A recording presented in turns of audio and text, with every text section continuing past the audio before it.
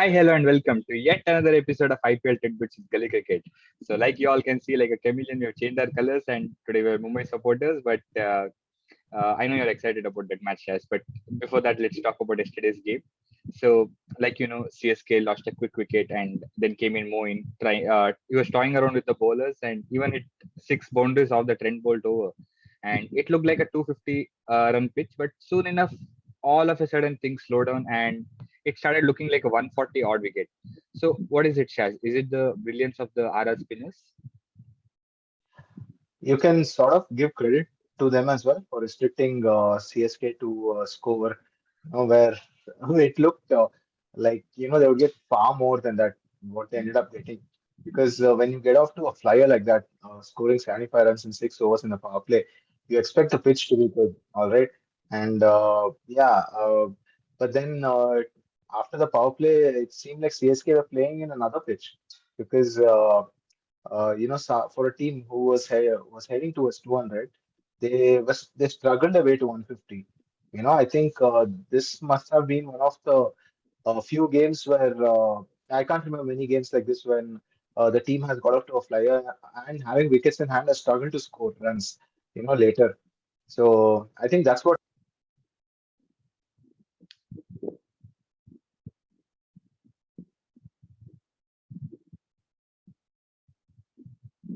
So yeah, that I think that was the reason why CSK ended up scoring far lesser runs, and I mean there was just no momentum in the middle. Dhoni also, like when he came to bat, like he took his time, he sort of struggled, and I think that hampered the momentum of someone like Moeen Ali as well. So yeah, in the end, it seemed to be like 20-25 runs short than what CSK would have liked. Yeah, and like you mentioned, Dhoni was struggling there. And moving on to the pre-match presentation, there was a good news for all the Dhoni fans. He said that he will not quit and probably remain the CSK captain for the next season. So, what are your thoughts on this, Shash? Well, this is quite a tricky thing, is what I would say, because we all have seen what Dhoni is capable of, in terms of like just being there, like his presence. I think that is enough for a lot of players. Just his calming influence, the ideas that he has, and the strategies that he uses. We've seen it over the years, and he's definitely one of the most successful white ball captains that India has seen over the years. But yeah, now the thing for me, like being a genuine ardent cricket fan, I would say is like Dhoni the batsman. And what value is Dhoni the batsman adding to the team? Is my question, because even we saw yesterday that he was struggling against good quality spinners as well, and that sort of hampered the momentum. In general, he's not been at his fluent best, and you can't expect him also to be at his fluent best when he's playing at 41. Uh, very few cricketers will be at their prime at that age. So yeah, I don't know. Like for me, it's a bittersweet thing. Like you'll get to see Dhoni again probably next year. But what are CSK's chances of Dhoni the batsman doing well is something that I have a question mark on. All right. So now in the first inning, the one-sided performance was stalled after the Moeen Ashwin battle. But in the second inning as well, it was Ashwin who smashed the six of Moeen and brought RR back into the game. So tell us, Shaz, how good was that inning from Ash and even Jaiswal for them? Yeah, I mean, Yashasvi is someone whom I've been impressed with, starting from his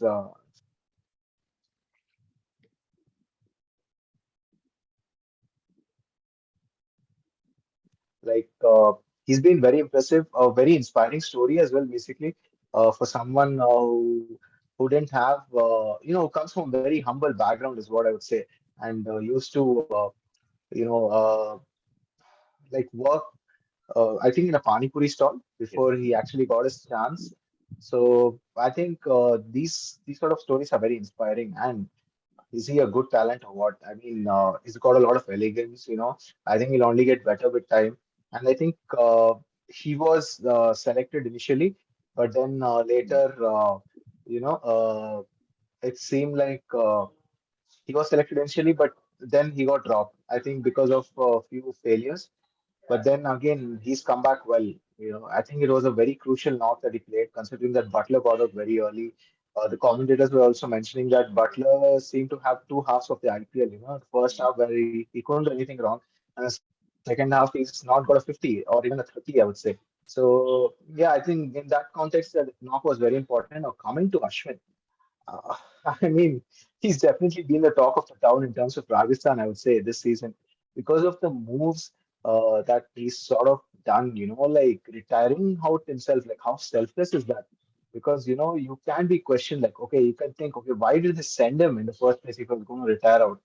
But then that shows, like, this guy's a team man, and then also he surprised us a few times by coming in at number three.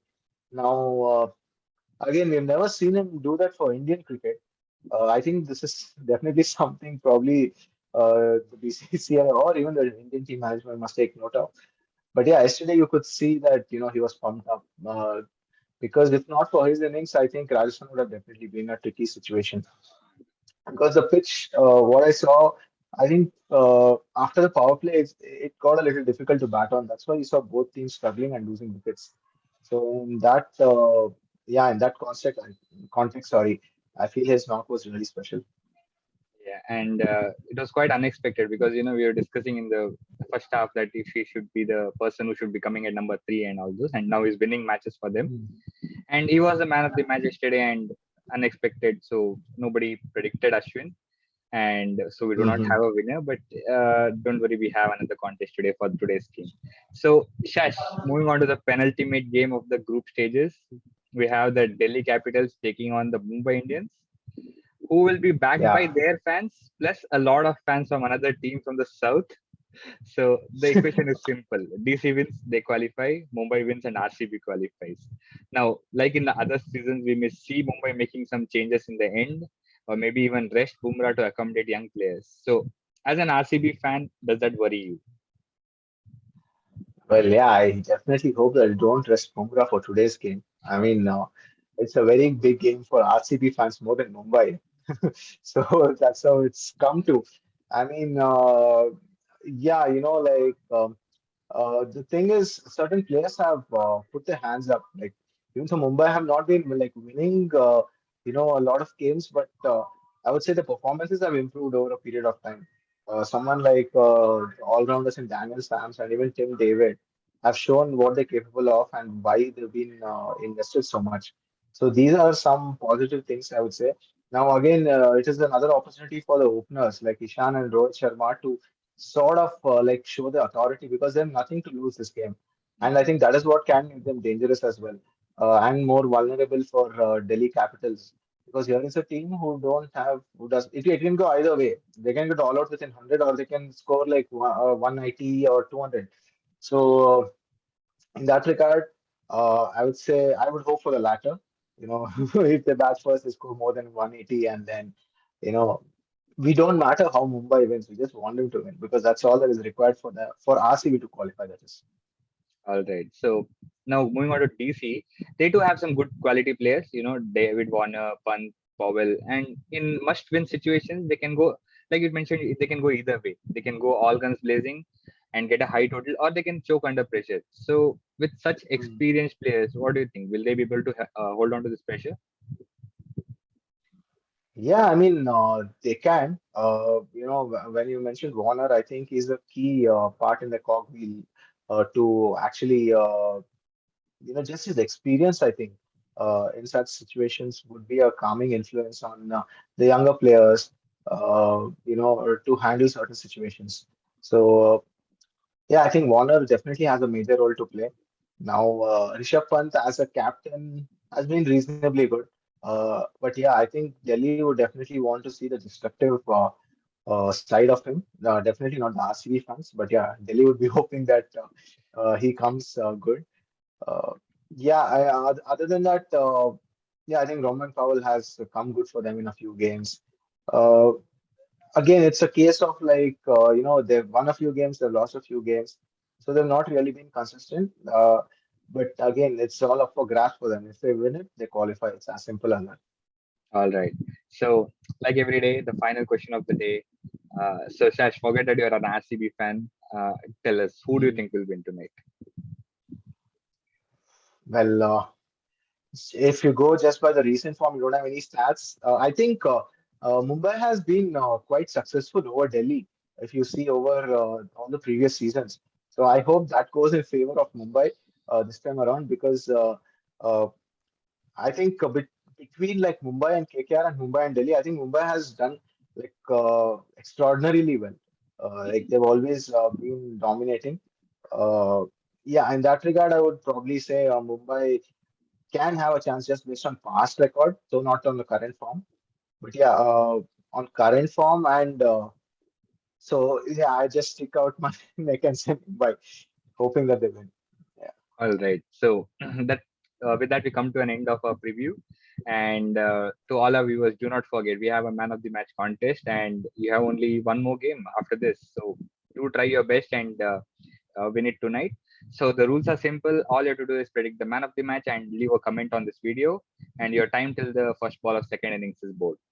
So with that, we two Mumbai Indians fan for the day sign off, and we'll see you tomorrow. Cheers.